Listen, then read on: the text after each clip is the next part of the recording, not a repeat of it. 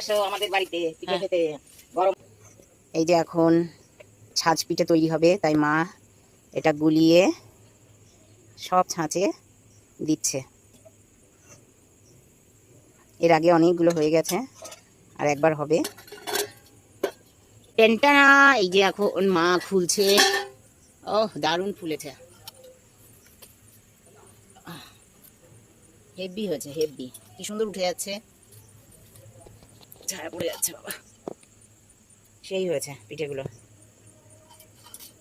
একদম মানে কোনো জায়গায় লেগে থাকছে না, দারুণ উঠে যাচ্ছে। এই গরম গরম পিঠে, আর আমরা এখন মাংস খাবো। এটা একটু টেনে ধরেছে, জাল লাগছে না, তাই কাঠের উনুনের পিঠে।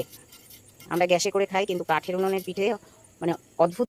না, এই যে চলে এসেছে আমাদের ছাঁচ পিঠে আর হচ্ছে মাংস।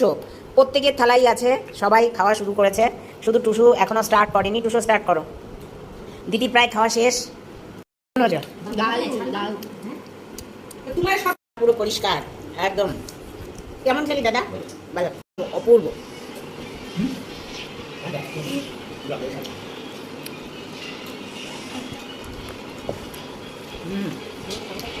একটু খেয়ে নি শান্তিতে, পরে কথা বলবো। টাটা।